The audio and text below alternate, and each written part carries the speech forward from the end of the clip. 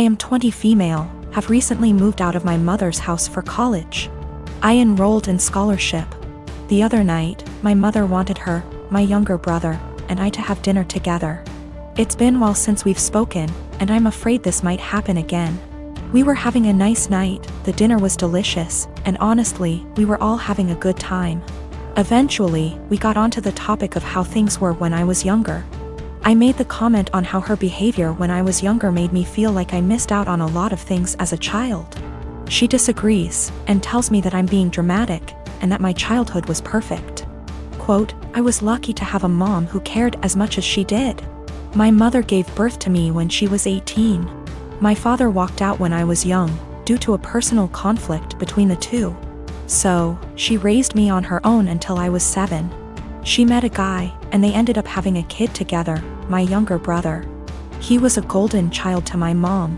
His father was only a temporary item, as he left as well, soon after. Although the father of my brother was still visible in his life, I didn't have anyone to look up to as a father figure. Eventually, my mom went through a phase of depression after they separated. She started to care less and less about her children, and more about her parties and men she wanted to sleep with. It ended up getting so bad that by the time I was 10, I was a full-time caretaker of my younger brother. With the exceptions of the weekends he was with his father. I started to cook, clean, do everyone's laundry, and take care of everything outside of the boundaries of my home. From ages 13 to 15 I began missing out and losing good friends because I wasn't able to participate in any activity related to anyone else. I didn't get a car or a phone until I was 18, and even then I wasn't allowed to leave my house. I graduated senior year with flying colors and ended up getting a scholarship to a really good college. I took this opportunity not only to focus on myself, but to also help my mother realize that I was not going to be around forever. When she found out I got the scholarship, she threw a fit and told me I wasn't allowed to leave my responsibilities here at home. I left a week after the conversation. I did make sure that my younger brother was safe with his second guardian at the time. My mother and I talked on some occasions but never really kept contact. We got together, and you know the story. She told me I am an asshole for saying that she never really took care of me or my younger brother.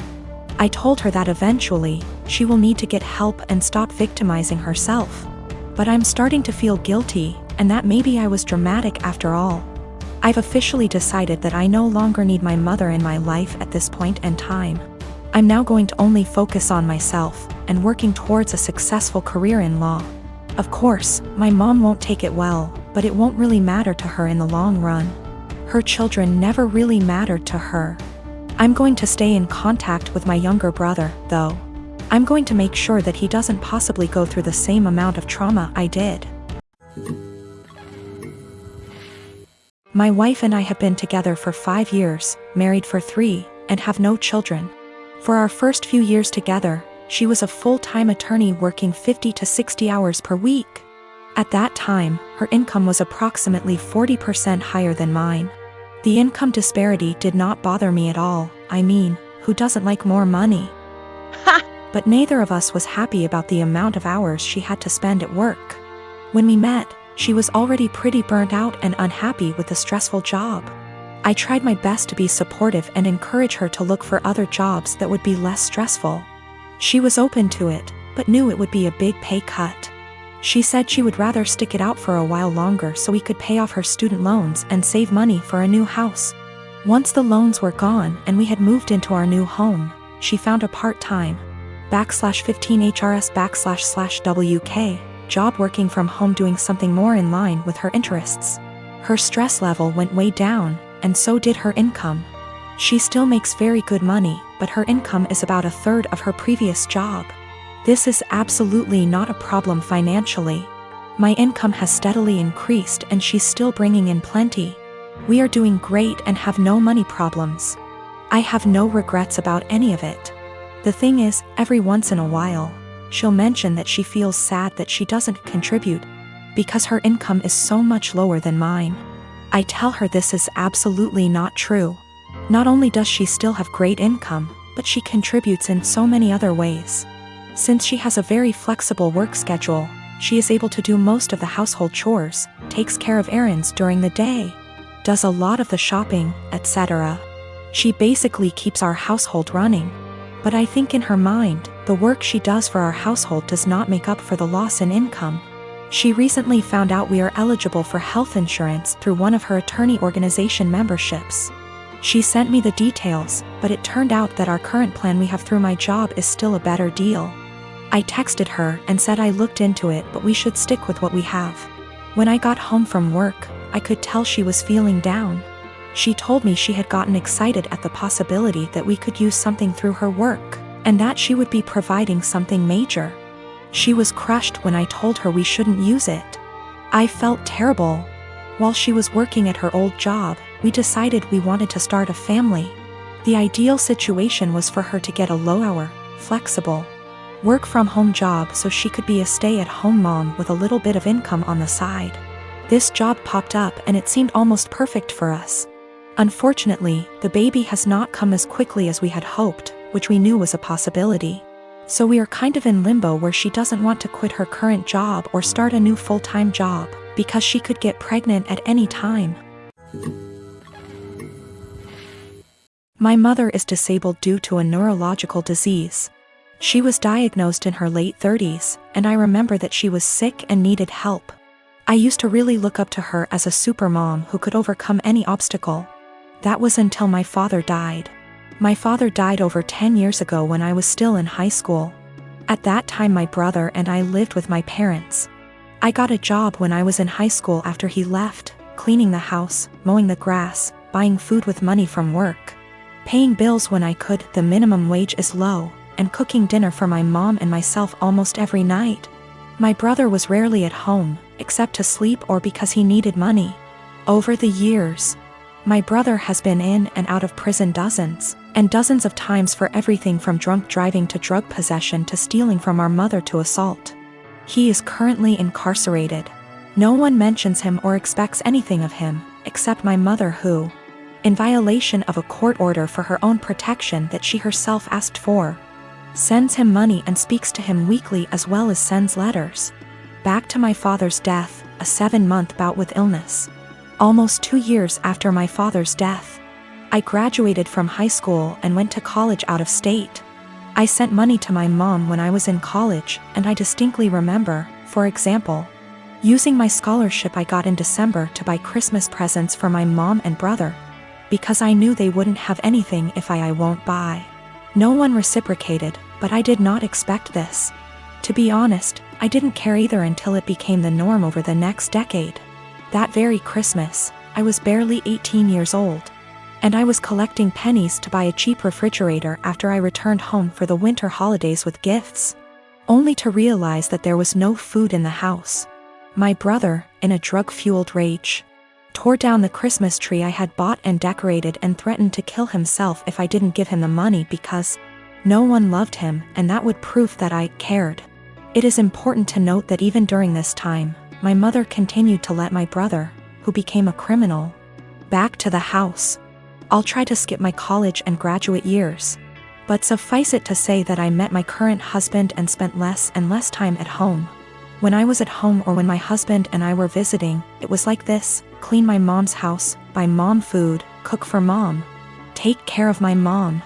I was and remain very firm with my mother that I would not let my brother in my life as he threatened to kill me over the prescription cough syrup, threw me down the stairs and broke down the door to get to me, and some of the money I had at the time.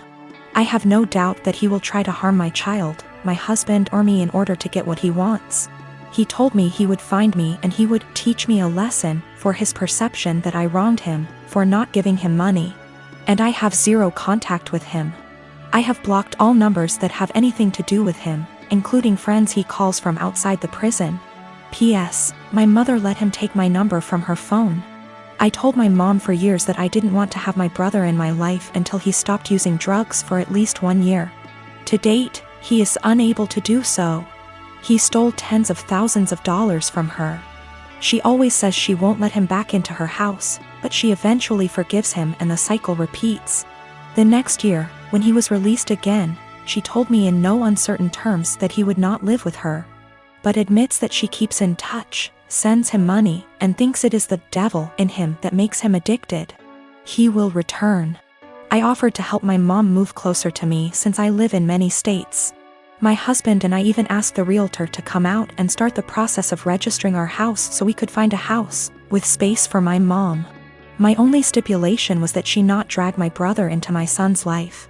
She categorically refused. She also refused to go to nursing homes, despite the fact that I went to her of my own free will and received excellent recommendations from her doctors. Now that she had surgery this week, my family is out of the slums.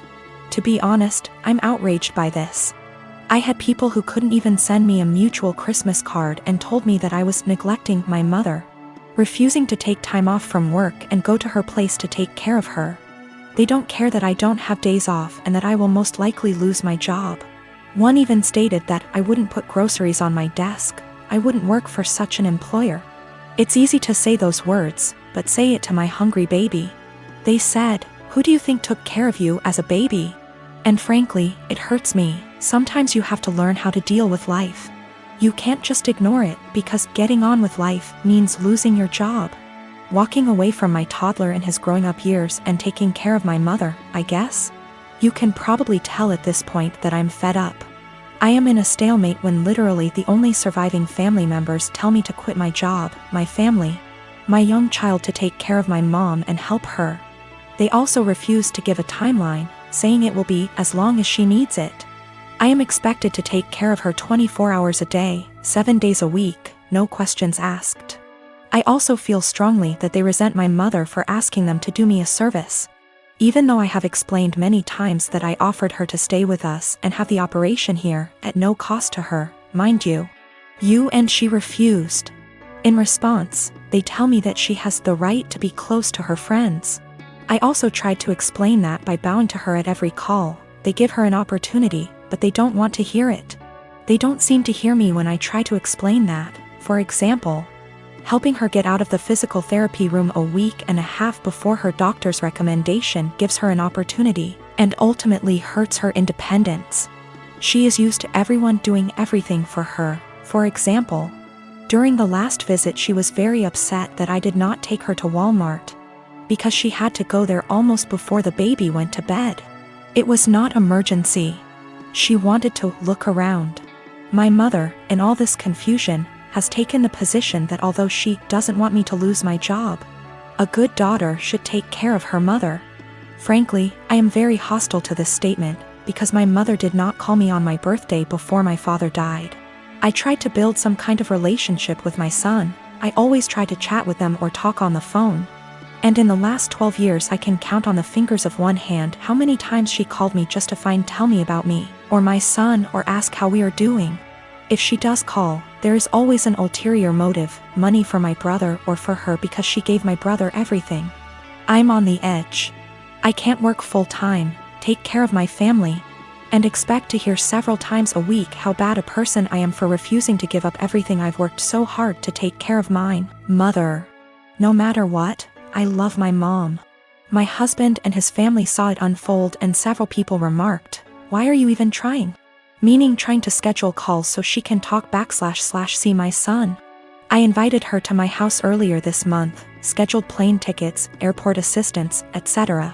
Just to watch her play on her phone or spend time playing with the dog instead of reading a book to my little one who just wanted her attention. Today, as if the last straw was needed, I called to check on her and she stated that she was going home against the doctor's orders because her dog needed her, because the dog was sick. First, he has a very minor skin condition that is almost 100% cured thanks to her friend giving him a prescribed ointment. Secondly, my little one got sick this week, meaning he didn't go to kindergarten for 3 days. And even after I told her about it, she never called to find out how he was. Just like she never called to check on him when he came down with the flu last year, or when he had a mysterious week and a half illness earlier this year that resulted in 4 doctor visits and a temperature of 104 degrees. I can't take it anymore. I am literally writing this as a last resort. My husband tells me not to talk to anyone. That's the whole family I have left except for one paternal aunt, because he sees me cry when hurtful comments and guilt come into play. He sees me trying to hide it from my child. But then I feel like I'm giving them what they want, right? Look at little Miss Potato, such a bad person and so inept at dealing with life, she just chose to ignore us all. But I can't defend myself all day in front of extended family members whom I've seen for over 10 years. And in some cases over 2 decades. Nothing I say will ever be good enough. I was told in no uncertain terms that I was a terrible person because I refused to leave my husband and young child and move across the county to take care of my mother. Postscript: I am not subject to the FMLA. My employer is not large enough and there is no comparable law in my state. I have 1 day of vacation left due to my son getting sick earlier this year. My husband gets almost 3 times as many days off, so took many more days to take care of him. In general, I do not want to lose my job or look for another one. It's a good job, it's just limited to a small company. She refused to move in with me. Either my husband and I are building a mother-in-law, or we are moving to a bigger house. Any aid agency or nursing home. She hesitates about allowing housework, but contradicts herself on the matter, telling me that Susie can help her if she needs anything, or that she has friends she can call, or, more often than not, she does well and can take care of herself. She wants help, but only when she wants it and only on her own terms. She told me that she would not end her relationship with my brother. I managed to get her to agree to a consultation after my brother attacked her, stole her car and pawned all her appliances. She moved to a domestic violence shelter but declined to press charges. This happened when I was 7 months pregnant, and when I refused to drive 20+ hours in a car. I was told essentially the same thing that I am being accused of now. She justifies my brother's behavior. He hooked up with the devil, and he can't leave him.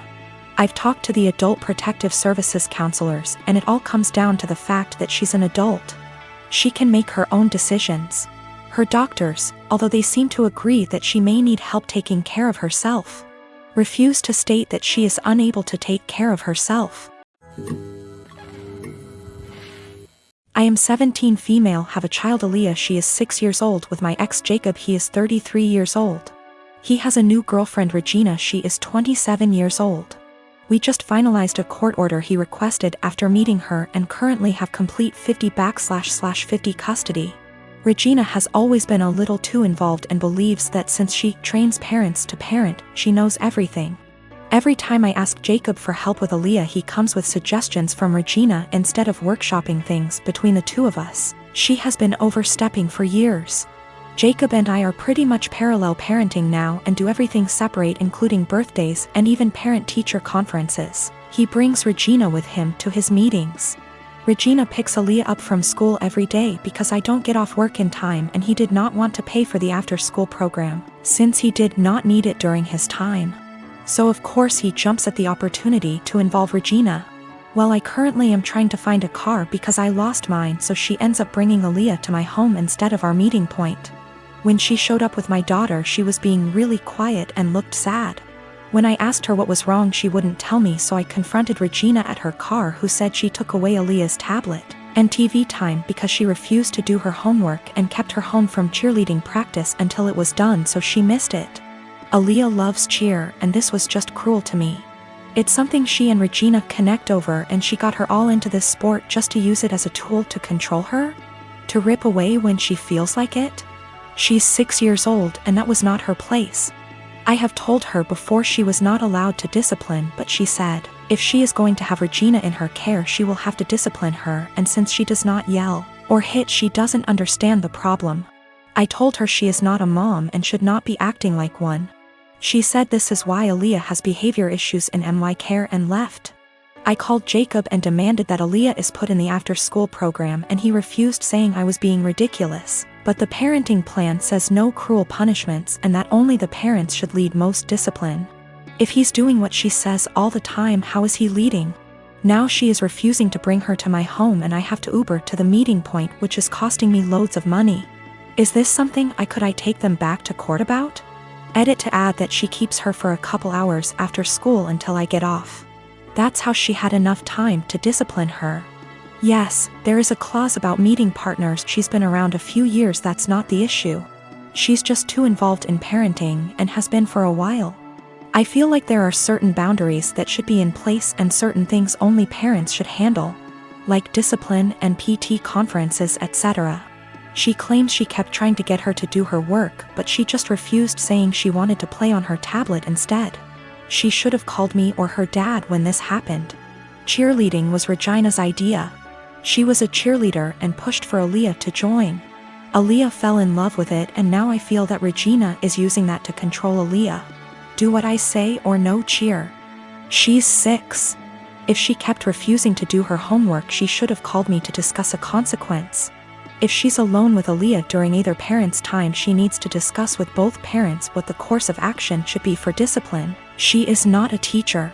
She is not a professional we are paying for, therefore guidelines need to be followed.